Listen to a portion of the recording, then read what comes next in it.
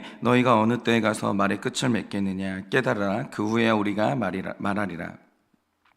어찌하여 우리를 짐승으로 여기며 부정하게 보느냐. 울분을 터뜨리며 자기 자신을 찢는 사람아, 너 때문에 땅이 버림을 받겠느냐. 바위가 그 자리에서 옮겨지겠느냐. 악인의 빛은 꺼지고 그의 불꽃은 빛나지 않을 것이요 그의 장막 안의 빛은 어두워지고 그 위에 등불은 꺼질 것이요 그의 활기찬 걸음이 피곤하여지고 그가 마련한 꾀에 스스로 빠질 것이니 이는 그의 발이 그물에 빠지고 올가미에 걸려들며 그의 발 뒤꿈치는 덫에 치이고 그의 몸은 올무에 얽힐 것이며 그를 잡을 덫이 땅에 숨겨져 있고 그를 빠뜨릴 함정이 길목에 있으며 무서운 것이 사방에서 그를 놀라게 하고 그를 뒤쫓아갈 것이며 그의 힘은 기근으로 말미암아 쇠하고 그 곁에는 재앙이 기다릴 것이며 질병이 그의 피부를 삼키리니 곧 사망의 장자가 그의 지체를 먹을 것이며 그가 의지하는 것들이 장막에서 뽑히며 그는 공포의 왕에게로 잡혀가고 그에게 속하지 않은 자가 그의 장막에 거하리니 유황이 그의 처소에 뿌려질 것이며 밑으로 그의 뿌리가 마르고 위로는 그의 가지가 시들 것이며 그를 기념함이 땅에서 사라지고 거리에서는 그의 이름이 전해지지 않을 것이며 그는 광명으로부터 흑암으로 쫓겨 들어가며 세상에서 쫓겨날 것이며 그는 그의 백성 가운데 후손도 없고 후예도 없을 것이며 그가 거하던 곳에는 남은 자가 한 사람도 없을 것이나 그의 운명에서 서쪽에서 오는 자와 동쪽에서 오는 자가 깜짝 놀라리라. 다 같이 읽겠습니다. 참으로 불의한 자의 집이 이러하고 하나님을 알지 못하는 자의 처소도 이러하니라. 아멘. 기도하겠습니다. 주님, 오늘도 정말 욥을 비판하는 자들이 네가 약하여진 것이 네가 저주를 받은 증거라고, 오늘 네가 기운이 쇠하여진 것이 하나님이 너를 기뻐하지 않는 증거라고 말합니다. 그런데 정말 주님, 오늘 우리 삶에 내가 약하여지고 나의 기운이 쇠하여지는 이 사건들이 하나님이 나를 버리신 증거이겠습니까? 하나님이 더 이상 나를 사랑하지 않으신다는 증거겠습니까? 오늘도 주님 말씀으로 우리 삶에 다가오는 모든 연약함을 잘 해석하게 하여 주시고 결단코 하나님의 사랑이 우리 가운데 끊어지지 않는다는 것을 깨닫는 이 아침 될 수 있도록 주님이 은혜를 허락하여 주시옵소서. 주님, 오늘도 이 아침에 말씀하시면 듣겠습니다. 말씀하여 주시옵소서. 예수님의 이름으로 기도드립니다. 아멘. 네, 우리가 그 욥기를 이제 18장까지 왔는데요. 18장까지 묵상하는 동안 욥을 포함해서 욥기에 등장하는 사람들을 이제 자세히 볼 수 있었거든요. 그런데 제가 욥기를 통해서 배운 또 하나의 사실이 뭐냐면, 사람이 선을 행할 때도 자기 기질에 맞는 선행을 해요. 자기 기질과 안 맞는 선행을 하질 못하는 거예요. 은사가 없는데 은사가 없는 선행을 못하는 거죠. 언젠가 사람이 선행을 할 때는 자기 은사에 맞게 자기 기질에 맞는 선행을 하더라는 거죠.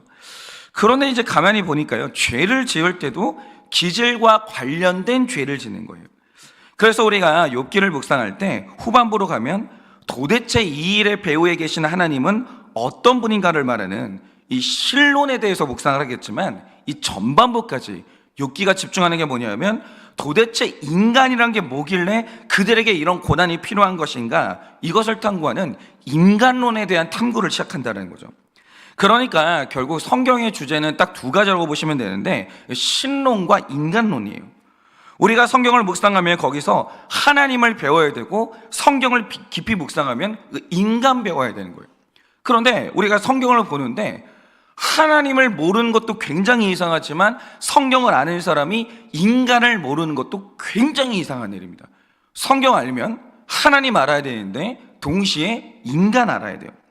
그런데 그 중에서도 욥을 둘러싼 이 사람들이 어떤 사람들이냐, 우리가 이걸 좀 봤었는데, 우리가 욥기를 여기까지 했으니까 이걸 좀 정리를 해보자 이거죠. 그러니까 욥을 비판하고 있는 이 욥을 둘러싼 이 사람들 어떤 사람이냐 이거죠.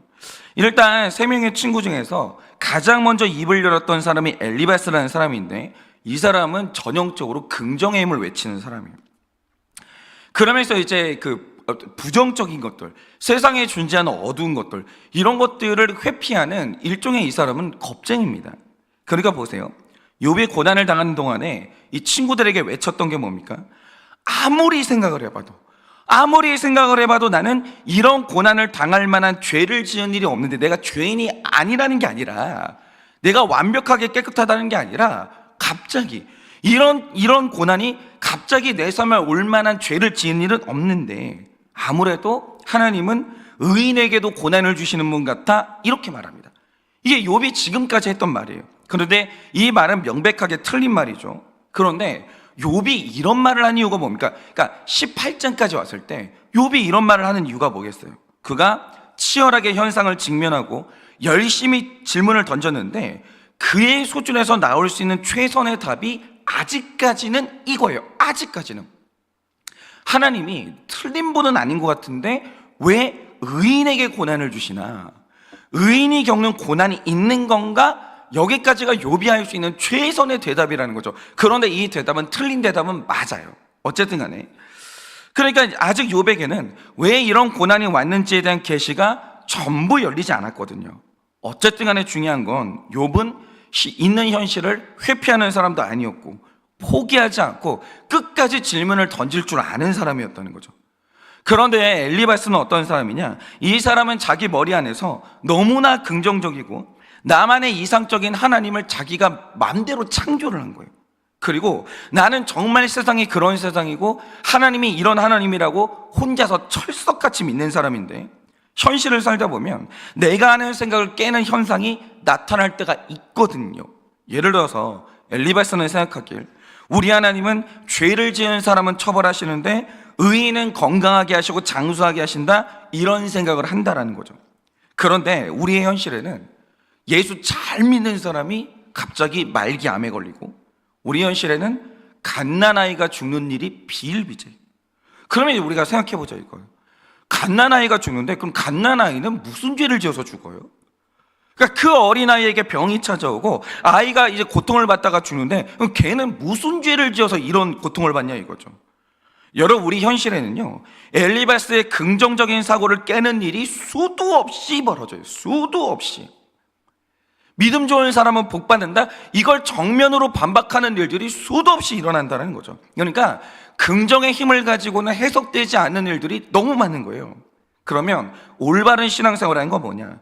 일어나는 모든 일들을 용기 있게 직면하면서 도대체 하나님은 이 모든 일들에 대해서 뭐라고 말씀하시는지 그걸 있는 그대로 듣는 게 건강한 신앙생활이라는 거죠. 긍정의 힘 좋지 않아요.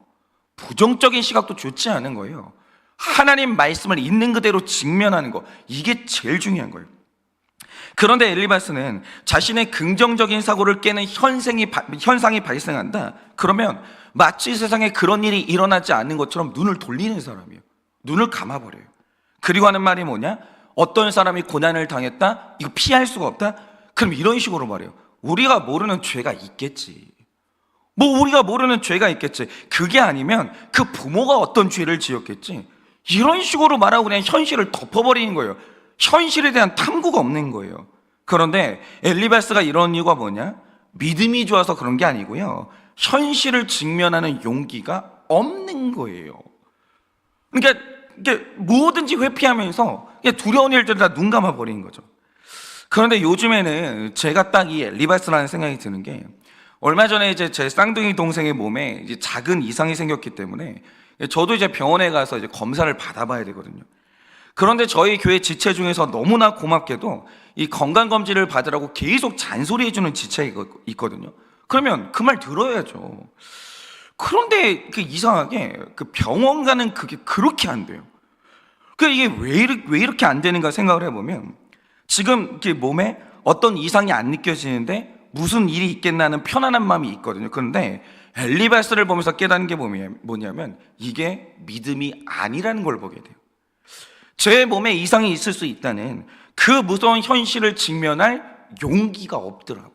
그러니까 지금 사실은 이렇게 병원을 안 가는 게 두려운 거예요. 제 동생은 그 일을 먼저 당했는데 나도 그런 얘기를 들으면 어떻게 하지? 이게 너무너무 두려운 거예요. 그러니까 회피를 하면서 지금 하루 이틀 막 3일 계속 이제 늘리고 있는 거죠. 한마디로 엘리바스가 저더라고요. 그러니까 저는 엘리바스를 비난할 자격이 없는 사람이에요. 저도 무섭게 회피하는 사람인 거죠. 그래서 이제 욥기 전반부 큐티가 끝나면 그때는 조금 여유가 생겨서 가볼까 하는 마음은 가지고 있는데 그 직면하면 솔직히 무서워 죽겠습니다. 그래서 엘리바스의 마음이 너무 이해가 되는 거죠. 지금 우리 중에도 너무 무서워서, 뭔가가 지금 너무 무서워서 직면하지 못하신 분들이 있을 것 같아요. 이해됩니다. 치유됩니다. 근데 그것은 하나님이 원하시는 길은 아니에요. 용기를 가지셔야 돼요. 직면하지 않고서는 결단코 보이지 않는 길이 있다는 거죠. 자, 그러면 두 번째로 소발이라는 사람이 있는데, 이 사람은 어떤 사람이었습니까? 이 사람이 이제 욥의 말을 반박하는데, 그 반박하는 내용들을 쭉 읽어보면 알게 되는 놀라운 사실이 있죠. 그게 뭐였냐면 이 사람이 욥이 하지도 않은 말들을 해요.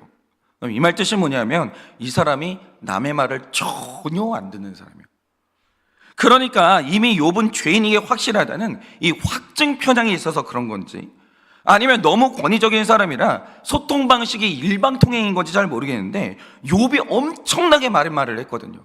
그리고 사람들 중에서 가장 많이 욥의 말을 들었던 사람이 소발인데, 소발은 욥이 말하는 동안 머릿속에서 자기가 할 말을 다듬고 있었을 뿐 욥의 말을 성실하게 듣는 자세 자체가 전혀 없었다는 거예요. 아예 없었어요. 그러니까 이 소발은요, 욥에게 있어서 소통이 안 되는 고통이라는 게 뭔지 이걸 선사했던 사람이에요. 그런데 이것도 너무 놀라운 게 뭐냐면, 제 아내가 늘 저에게 하는 이 고통의 외침이 뭐냐면 당신이 나랑 소통이 안 된다는 거예요.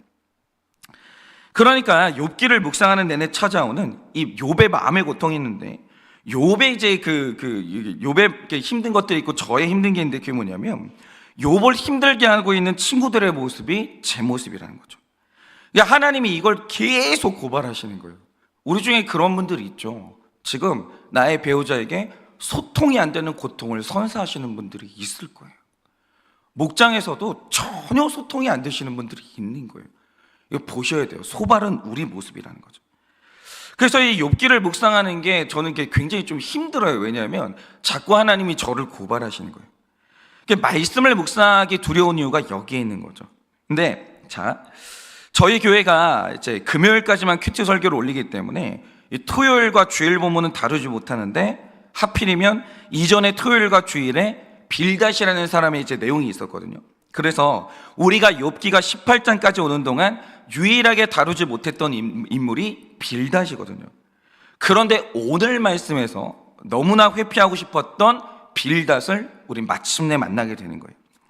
자, 그러면 하나님께서 오늘은 이제 이 마지막 사람이죠, 빌닷을 만나게 하시니까 이 사람은 도대체 어떤 사람이고 이 사람이 도대체 우리와 어떤 관계가 있는지 이걸 좀 제가 보려고 하는데, 자, 이 사람이 이제 오늘 말씀을 보시면 오늘 이 사람이 악인이 받는 저주에 대해서 길게 서술을 해요. 그런데 이 글을 보고 있으면, 이 사람이 저주라고 생각하는 내용을 보고 있으면 몇 가지 이 사람의 성향이 어떤 사람인지 단서를 얻을 수가 있는 거예요. 그러니까 사람마다요, 내가 저주라고 느끼는 게 성향마다 다 달라요. 어떤 사람은 똑같은 일이 일어나도 기질상 이게 저주가 아니라고 느낄 때가 있어요. 예를 들어서 하나님이 어느 날 이 사람을 골방에 넣어놓는다라고 하죠. 혼자 있는 걸 좋아하는 성향의 사람은 그 저주가 아니에요. 안식이에요. 그런데 내가 사람들하고 만나는 게 좋은 사람, 활동력이 좋은 사람은요, 골방에 갇히는 게 비로소 저주가 된다라는 거죠. 그러니까 보세요. 오늘 이 빌닷이 나오는데 이 사람이 저주라고 말하는 것들을 쭉 서술해요. 이게 뭐냐면 자기가 저주라고 느끼는 것들을 악인이 받는 저주라고 쭉 서술을 하고 있는 거예요.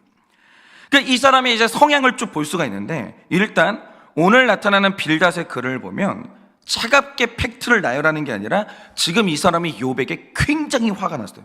감정이 상했어요. 그래서 격한 분노 가운데서 지금 이 글을 쏟아내고 있거든요. 그러면 이 사람은 뭐 때문에 이렇게 화가 났을까요? 그러니까 빌닷 같은 사람을 화가 나게 한다라고 할 때, 그럼 뭐가 이 빌닷을 화나게 할까요? 3절을 보시면 이렇게 말합니다. 어찌하여 우리를 부정하게 보느냐라고 해요.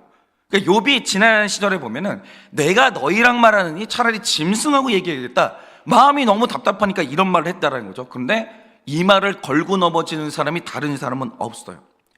소발도 이거 가지고 화가 안 나고 엘리바스도 이걸 가지고 화가 안 나요. 그런데 욥이 이들을 향해서 짐승이라고 얘기했는데 이 빌닷은 오늘 이게 너무 열이 받는 거예요.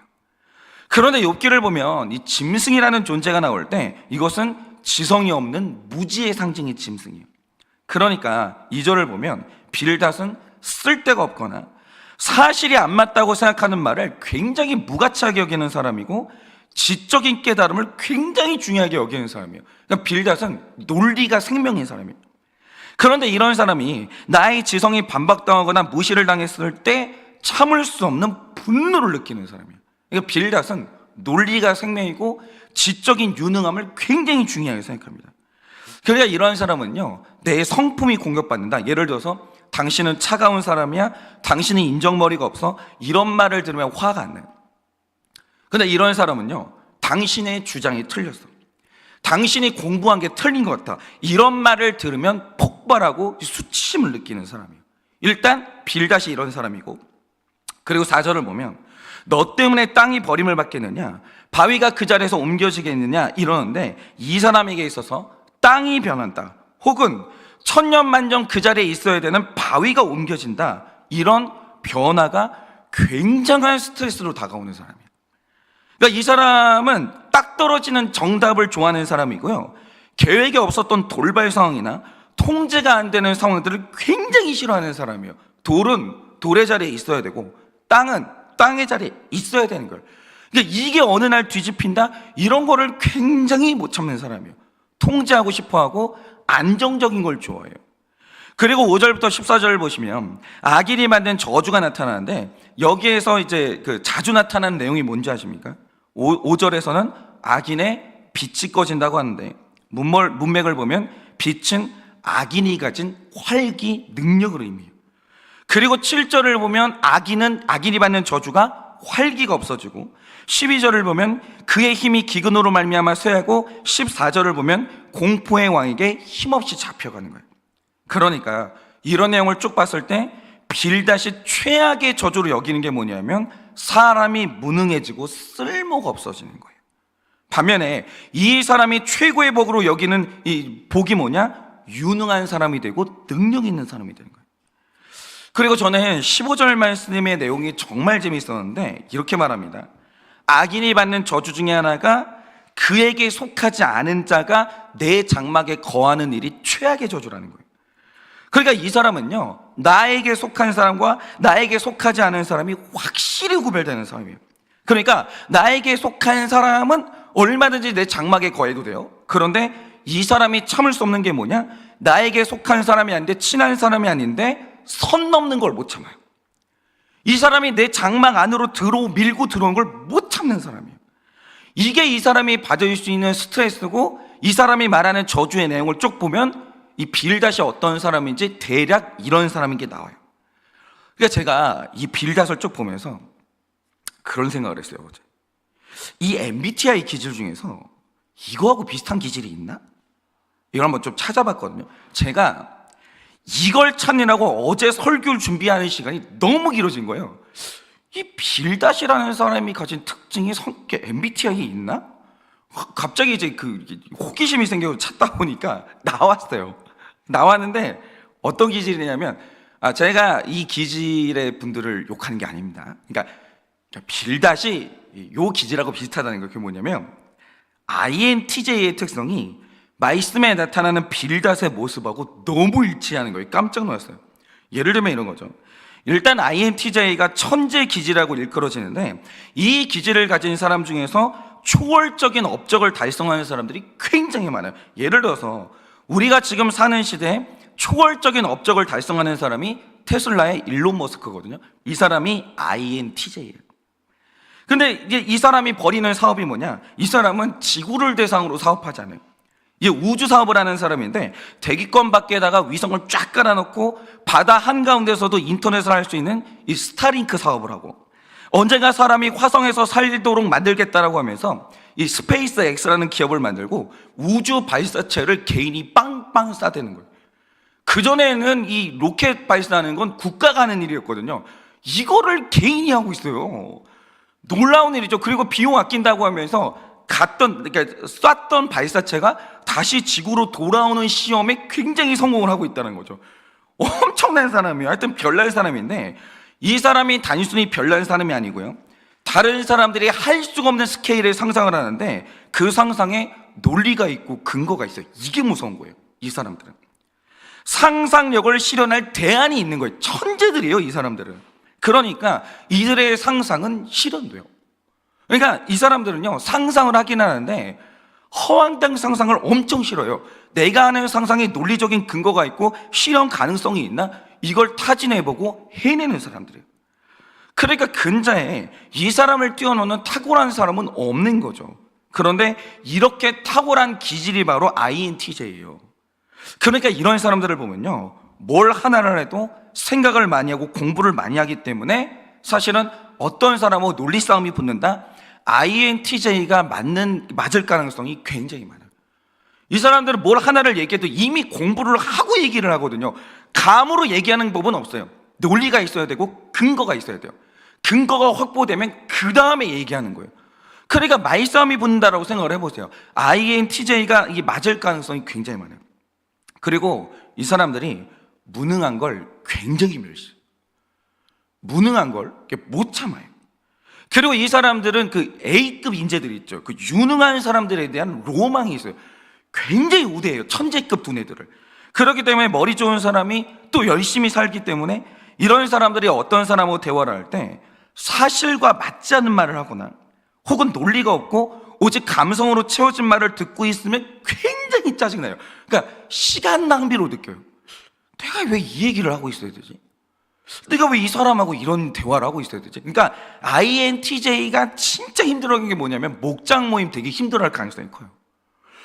내가 왜 남이 고난당한 얘기를 오늘 여기서 이 시간 들여가지고 듣고 있어야 되지? 이유를 모르겠는 거예요. 그러니까 이 사람들은 시간 낭비, 에너지 낭비를 엄청 싫어요. 그리고 논리 없이 감정적인 언어로 막 이렇게 울면서 짜는 사람도 있죠. 너무 싫어요. 아니, 차분히 말하면 되지. 아니, 왜 저렇게 울면서 얘기를 하나? 이렇게 이해가 안 되는 사람이에요. 그리고 자기는 열심히 살아가지고 성과를 얻었기 때문에 어떤 사람의 인생에 성과가 없다? 그럼 그게 이해가 잘 안 돼요. 아니, 이 사람이 정상적으로 학교 다녔고 열심히 살았으면 당연히 그 나이 때는 이뤄야 되는 일들이 있는데 왜 그 나이 먹고도 이것밖에 못했나? 도대체 이 쉽고 기본적인 게 노력하면 다 풀리는 게 왜 안 되나? 이런 생각이 들면서 무능한 사람이 멸시가 되는 게 이 기질들의 특징이라는 거죠.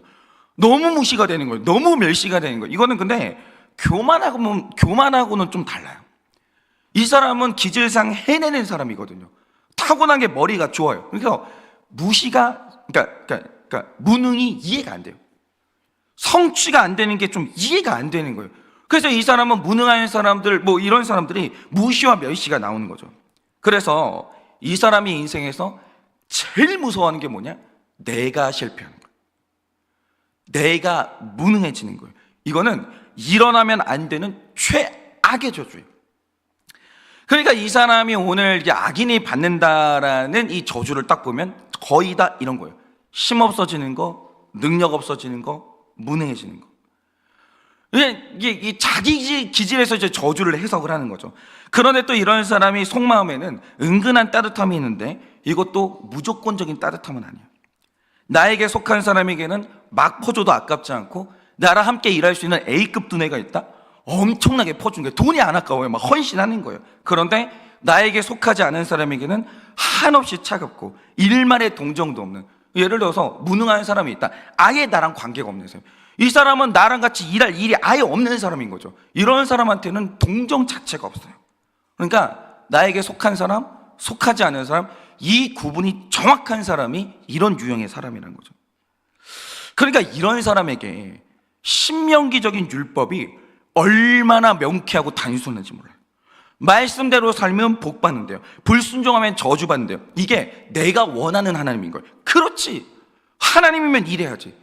아니, 사람이 능력이 있어요. 보상해 주는 하나님. 그래서 사람이 능력이 없어요. 죄를 저질러요. 그러면 벌 주는 하나님. 하나님은 이래야죠. 하나님은 이래야죠. 아예 하나님이 왜 비효율적이고 쓸데없이 무능한 사람 붙들고 있어요? 아니, 뭐하러 하나님이 이게 죄를 져서 실패한 사람을 뒤돌아봐요? 그럴 일이 뭐가 있냐 이거죠. 그러니까 신명기에서 말하는 하나님은요, 빌닷이 너무 좋아하는 하나님인 거예요. 그런데 예전에 이 말을 주장했던 사람이 누구냐? 바로 그쪽 지역에서 제일 부자였던 욥이었거든요. 그런데 빌닷이 또 성과가 있는 사람, 유능한 사람을 숭배하는 경향이 있거든요. 그러니까 안 그래도 유능한 욥이 신명기의 율법을 말하는데 이게 너무 명확하고 확실하거든요. 그러니까 이 사람이 믿음이 좋아서 율법대로 사는 게 아니고요, 능력 있는 욥이 너무나 확실하고 논리적인 율법을 말하니까 그게 자기 기질에 맞아가지고 욥을 따랐던 거예요. 그 하나님이 너무 좋은 거예요. 그런데 어느 날 일어난 일이 뭐냐? 욥이 말하길 그동안 자기가 생각했던 게 틀렸다는 거예요. 갑자기 누구보다 신명기적인 논리 방식을 너무 좋아했던 욥이 어느 날 내 생각이 틀린 것 같아, 이렇게 말하는 거예요. 그런데 빌닷에게 이건 변하면 안 되는 땅이 버림받고 변하면 안 되는 바위가 옮겨지는 사건이거든요. 그런 게 어디 있냐 이거죠. 아니 왜 갑자기 생각을 뒤집냐 이거예요. 이런 돌발적인 사건을 너무너무 싫어하는 거예요. 통제가 안 되는 사건. 그리고 이 말을 하는 욥이 여전히 부자고 잘 나가는데 이런 말을 하면 또 생각해 볼 것 같아요. 그런데 쫄딱 망한 인간이 이전에 자신의 주장을 뒤집으니까 이게 씨도 안 먹히면서요, 자기 실패를 변명하는구나. 이 사람이 실패했으면 회개하면 되는 건데 자기 실패를 변명한다고 이제 이게 또 이런 식으로 또 논리를 뒤집는구나. 이러니까 무시가 딱 되는 거예요. 그러니까 성공하는 욥은 존중해요. 성공하지 않고 망해버린 욥은요, 딱 무시의 대상으로 변해버린 거예요. 네가 이 실패하는 순간, 네가 무능해지는 순간 내 장막에서 욥은 딱 쫓겨나는 거예요. 그런데 나중에 하나님이 하시는 말씀이 뭡니까? 빌닷이 완벽하게 틀렸다는 거예요. 그러면 이렇게 유능하고 대단한 빌닷이 왜 하나님 앞에서 인정받지 못하는가? 제가 말씀드립니다. 하나님이 유능한 사람 싫어하는 게 아니에요. 똑똑하고 학벌 좋아하는 사람 싫어하는 게 아니에요. 그럼 반면에 하나님이 가난한 사람은 좋아해요? 하나님이 무능한 사람은 좋아하고 실패하는 사람 좋아해요? 천만의 말씀이에요. 그런 식으로 세상을 이분법적으로 나누지 마시라는 거죠. 하나님은 지금 그게 아니에요. 가난한 사람도 가난한 사람 안에 회개해야 될 게 있는 반면에 이런 식으로 유능한 사람도 아주 좋은 거지만 유능함 안에 회개해야 될 죄성이 있다는 거죠. 그러면 오늘 하나님이 빌닷에게서 인정하지 못하시는 게 뭐냐 이거죠. 예를 들면 이런 겁니다. 빌닷은 무능함과 약함을 경멸해요. 왜 죄인을 사랑해? 그런 게 어디 있어? 아니 의인을 사랑해야지. 날마다 도덕적으로 사는 일에 성공하는 사람을 사랑해야지. 그러니까 그러니까 죄인을 사랑하시는 하나님, 죄를 지었는데 용서하시는 하나님, 이런 게 빌닷은 좀 이해가 안 돼요. 그러니까 이런 거 경멸하거든요. 그러니까 어떤 말이라도 유능하고 강한 사람이 하는 말은 좀 들어주는데 똑같은 말이라도 무능하고 약한 사람이 말하면 딱 무시하고 안 듣는 사람이 있어요. 이 약한 거 멸시하는 사람이. 그러니까 이 사람은 말씀을 따르는 사람이 아니고요, 유능한 사람이 말하니까 따르는 거예요. 욥이 말하니까 따랐던 거예요. 그런데 이 사람이 하나 모르는 신비한 하나님의 섭리가 뭡니까? 언제나 한 사람의 구원은 그 사람의 약함하고 연결되어 있다는 거예요. 죄송한데 구원은 강함하고 연결되잖아요. 구원은 약함하고 연결되어 있어요. 예를 들어서 사람이 하나님을 찾고 부르짖는다라고 할 때 영적인 힘이 있어야 그 힘으로 하나님을 붙들고 하나님을 부르짖거든요. 그러니까 하나님을 붙들고 부르짖는 그 강한 힘은 완력하고는 좀 달라요. 좀 완전히 다른 거예요.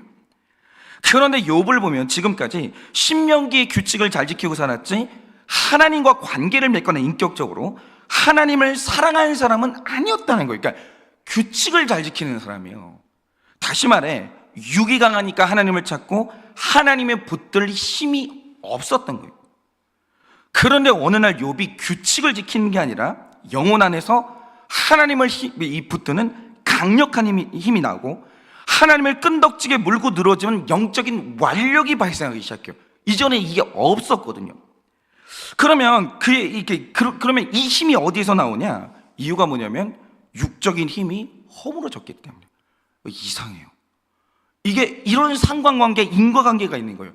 사람의 육적인 힘이 허물어지면 갑자기 영적인 힘의 완력이 생기기 시작하는 거예요. 예를 들어서 야곱이 삼촌 라반의 집에서 14년을 있을 때 한 번도 하나님께 부르짖잖아요. 무려 14년 동안. 왜냐? 사실 14년이 라반의 집에 종으로 있는 것처럼 보였으나 사실은 14년이 야곱 뜻대로 야금야금 이루어지는 14년이었거든요. 일단 14년 동안 야곱이 속았다고는 했지만 결국 아내를 2명이나 차지합니다. 그리고 14년 동안 야금야금 자기 소떼와 양떼가 많아지고 어느 날 라반의 재산보다 자기 재산이 앞서기 시작해요. 그러니까 야곱의 14년이 뭐냐? 자기 계략이 맞아 떨어지는 14년이고 되는 일이 일어나는 14년이었다는 거죠. 그런데 이렇게 육의 힘이 강하니까 단 한 번도 14년 동안 하나님을 부르짖지 않아요. 영의 힘이 약해져요. 그런데 그가 난 이제 됐다, 나 이제 다 이루었다라고 하면서 자기 고향으로 돌아가는 그날부터 안 되기 시작해요.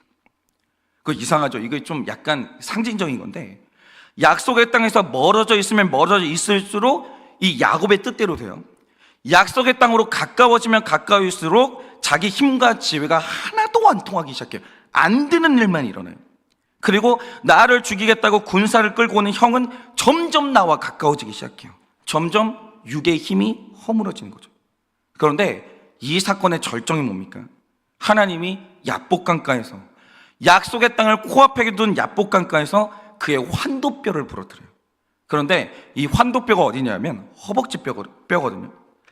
근데 여러분이 살면서 어떤 운동선수가 허벅지뼈가 부러졌다는 말을 들어본 적 있어요? 그러니까는 고관절이 부러지고, 그러니까 이 무릎뼈가 나가지 허벅지뼈는 안 부러져요. 이게 몇 톤짜리 트럭에 깔리지 않고서야 허벅지뼈는 부러질 수가 없는 엄청 튼튼한 뼈라는 거예요. 그런데 하나님의 약속의 땅 바로 코앞에서 부러질 수가 없는 허벅지뼈를 부러뜨려버려요. 그 길로 사시는 야곱은 평생 장애인이 됩니다. 그런데 하나님이 육의 힘을 딱 쳐가지고, 그러니까 허물어지는 거예요. 그러니까 허벅지뼈가 딱 부러지면 똑바로 못 서요. 그대로 허물어지는 거예요. 누가 부축해주지 않고서는. 근데 허물어지니까 그 즉시 나타나는 현상이 뭡니까? 그가 하나님을 딱 붙들어요. 그리고 오늘 당신이 나에게 축복하지 않으면 난 이걸 놓을 수가 없다라고 하면서 딱 붙드는데, 하나님을 붙든 야곱의 완력이 얼마나 세지는지 그날 야복강가에서 하나님이 빠져나가지를 못해요. 뿌리치지를 못해요. 얼마나 강력하게 붙드는지. 그리고 결국 야복강가에서 야곱이 하나님의 축복을 받아내고야 말아요. 여러분, 이 원리를 알아는 거예요. 영적인 세계는 바로 이겁니다. 사람은 하나님을 붙드는 영의 힘이 강해야 구원받는 것인데, 영의 힘이 강력하게 나오는 방법이 뭐냐? 육의 힘이 허물어져야 돼요. 이게 바로 영적인 원리라는 거죠. 육의 힘이 허물어지지 않으면 영적인 완력이 도무지 나오지를 않는 거예요. 그런데 사람의 어떤 부분이 약해져야 영적 힘이 강해지는지는 하나님만 아시는 영역이요. 그게 바로 약점이거든요. 이 사람의 약점이 뭐냐? 그러니까 소발의 약점이 다르고 빌닷의 약점이 다르고 또 누구죠? 한 명? 어쨌든 간에 그 사람의 약점이 다 달라요. 욥의 약점이 다 달라요. 사람마다 약점이 다 다른데 이 사람의 어느 부분을 약하게 만들어야 영적인 완력이 나오는지는 하나님만 아신다 이거죠. 그러니까 이 하나님이 주시는 고난을 보면요, 그의 육은 허물어지는데 그로부터 영적인 힘이 강해지는 어떤 그런 놀라운 원리를 이루어내는 거죠. 여튼 내가 가장 의지하는 육의 힘이 무너지지 않고서는 하나님을 붙들고 부르짖는 영의 힘은 절대 안 나요. 절대 안 나요. 그러니까 오늘 빌닷이 욥의 기력의 쇠함을 무시하면서 이제 그가 기력이 쇠해졌다는 것, 그가 망했다는 것을 하나님께 저주받은 증거로 여기는데 이게 틀렸다라는 거예요. 오늘 빌닷이 못 보는 게 있죠. 그게 뭐냐면, 맞아요, 욥의 육체가 쇠해졌어요. 허물어졌어요. 근데 그 어느 때보다 욥이 하늘나라의 문을 열어 제끼고 있다라는 거예요. 하나님을 강력하게 붙들고 늘어지고 있는데 이걸 놓을 생각이 없는 거예요. 욥이요, 하나님을 붙잡고 있는 이 완력이 엄청나게 세지는 거예요. 마지막에 가서는 그가 하나님을 만나고야 말아요. 근데 이 힘이 어디에서 나오냐? 그전에는 없었던 힘이거든요. 근데 이 영적인 힘이 어디에서 나오냐? 그의 육의 장막이 허물어지니까 영의 장막이 세워지는 거예요. 그러니까 육의 장막이 무너지는 사건은 영의 장막이 세워지는 사건이고, 육체의 기운이 쇠하는 사건은 영의 힘을 불어넣는 하나님의 섭리라는 거예요. 그러니 오늘 저도 마찬가지인데 우리 다 유능한 거 좋아하죠. 무능한 멸시하고. 오늘 하나님이 내 육체의 힘을 허물어 버릴 때가 있어요. 잘 나가던 직장에서 넘어지게 할 때가 있고, 아름다운 미모를 치실 때가 있고, 그리고 뭐 너무나 되던 일만 일어나는데 갑자기 안 되는 일만 일어나는 이 연약함으로 허물어뜨리실 때가 있다라는 거죠. 왜냐 이거예요. 이거는 저주가 아니라는 거예요. 여러분, 뭐 오늘 이 아침에도 지금 뭐 다들 뭐 보니까 지금 열심히 지금 말씀 듣고 계시는 분들인데, 도대체 이 아침에 일어나가지고 눈이 갑자기 와가지고 출근 대란이 일어나고 있는 이 상황에서도 변함없이 말씀 듣고 계시는 이유가 뭐예요? 솔직히 말해서 안 되는 게 있기 때문이잖아요. 연약한 게 있기 때문이잖아요. 너무 힘든 게 있기 때문이잖아요. 허물어진 게 있기 때문이잖아요. 그게 바로 우리 안에서 하나님을 붙드는 영적인 힘을 만들어내는 하나님의 귀한 섭리라는 거예요. 그러니 여러분, 육체가 허물어지고 나의 기운이 쇠해졌다면 이것을 저주로 여기지 마시고 이것을 나로 하여금 강하게 하시는 하나님의 섭리로 여러분 깨달아서 오늘도 이 연약함을 귀하게 여기고 교만함을 벗어나 영의 사람으로 거듭나는 여러분들 되시기를 예수님의 이름으로 축원합니다. 이 시간에 제가 기도하고 축도함으로 예배를 마치겠습니다. 기도하겠습니다. 주님, 저는 큰 거 좋아합니다. 주님, 저는 많은 것을 좋아하고, 주님, 저는 강한 것 좋아하고 똑똑한 것을 좋아합니다. 그런데 주님, 이상하게도 그렇게 내가 잘 되어지고 강하고 유능할 때 하나님을 부를 힘이 없습니다. 말씀이 지루하고 어쩌면 그렇게 예배 시간이 재미가 없는지 하품이 나오고 영적으로 잠들어 버리는 것이 우리의 모습입니다. 그런데 주님, 어느 날 말씀이 나를 살리는 말씀으로 들립니다. 기도를 안 할 수가 없는 영적인 힘이 나옵니다. 하나님을 붙들지 않고는 살 수가 없게 하나님을 붙드는 완력이 생겨납니다. 왜입니까? 육체가 허물어지고 내 인생의 육적인 즐거움이 사라질 때, 자신감이 사라질 때 우리는 하나님을 향해서 귀가 열리고 하나님을 붙드는 영적인 완력이 생기는 것입니다. 하나님, 약할 때 강함이 되는 것입니다. 약해지는 것이 강해지는 것입니다.